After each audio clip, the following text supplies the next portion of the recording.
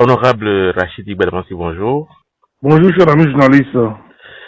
Pourquoi êtes-vous devenu subitement silencieux depuis quelques semaines alors que le débat public est fortement dominé depuis plusieurs jours par l'actualité sur la révision de la Constitution et du Code électoral?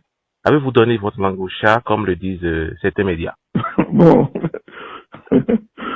cher ami journaliste, vous savez, je suis un homme politique responsable. Je connais la valeur et la portée de la parole en politique. Je me suis construit une carrière politique par une parole politique sans langue de bois et sans hypocrisie. Je suis le seul à déterminer mon agenda communicationnel. Je parle quand je décide de parler. J'ai l'autorité de ma parole et je ne parle pas parce que quelques esprits rétorts auraient envie de m'entendre. Vous savez, cher ami journaliste, le débat public actuel autour de la révision de la Constitution et du Code électoral appelle de la part de tout acteur politique réfléchi, averti et mature comme moi, une certaine sagesse communicationnelle. C'est la raison de mon silence apparent. Je dis bien apparent parce que en réalité je discute de sujets avec les acteurs politiques.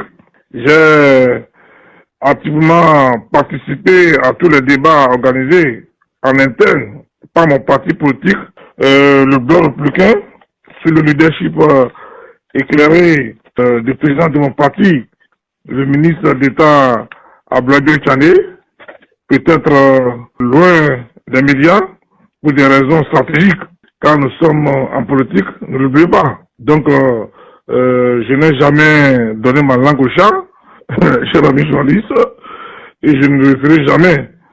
Je ne sais pas pourquoi le faire.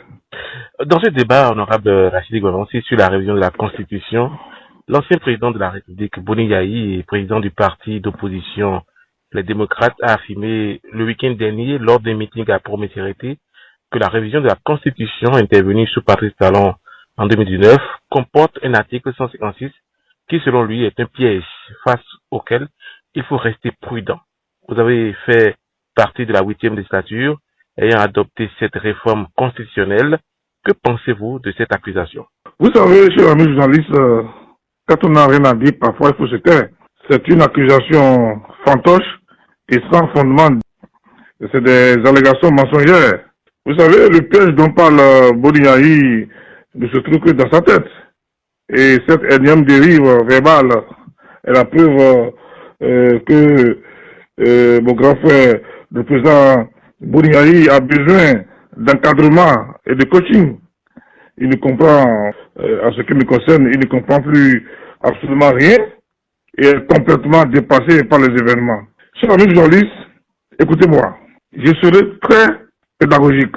Vous savez, depuis 1990, l'article 156 de la Constitution dit qu'aucun projet ou proposition de la révision de la Constitution ne peut être poursuivi s'il porte atteinte à l'intégrité du territoire national. Il précise que la forme républicaine de l'État et la laïcité ne peuvent faire l'objet d'aucune révision. Cet article n'a pas du tout été touché par la révision de la Constitution intervenue en 2019. D'ailleurs, chers amis journalistes, lorsque vous prenez la loi de révision de la Constitution du 7 novembre 2019, elle est terminée dans l'ordre par l'article 153. Cette loi ne comporte aucun article 156.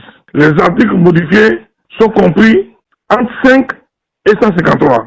Alors, chers amis journalistes, où est-ce que Boni Yayi, le président des démocrates, a vu l'article 156 dans la loi de révision de la Constitution de 2019 pour répandre dans l'opinion qui comporte un piège? Et ça dit, il parle de quelque chose qui ne sait pas et qui n'existe pas.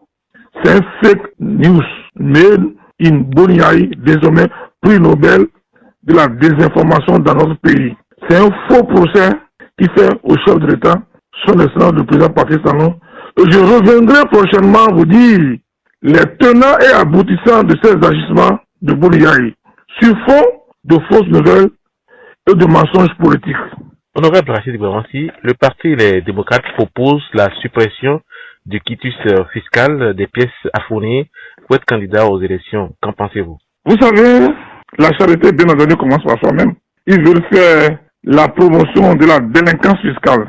C'est la preuve qu'ils ne sont pas dignes de mériter la confiance des électeurs. Le quitus fiscal est le seul moyen d'amener les femmes et les hommes politiques à payer leurs impôts.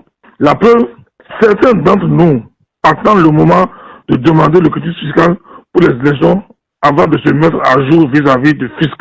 Il faut maintenir à tout prix le quitus fiscal dans le code électoral, car l'incivisme fiscal doit être banni de notre mentalité, à commencer par la classe politique. Je demande humblement aux acteurs politiques que nous sommes de donner de bons exemples.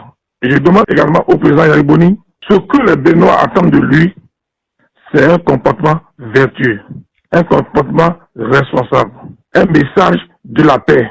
Parce que comme l'a dit Oufrit, la paix, ce n'est pas un vain mot, c'est un comportement. Le peuple béninois l'a tout donné. Il revient à M. Bouniaï de retourner l'ascenseur au peuple béninois parce que rien ne dépasse la paix. Quand on voit ce qui se passe au niveau de la sous-région, donc c'est pourquoi je demande au président Yahya Boni d'avoir un comportement vertueux, un comportement de la paix. C'est ce que les Béninois attendent de lui, comme le président Soglo. Honorable Rachid Bawansi, merci. C'est à moi de vous remercier, chers amis journalistes.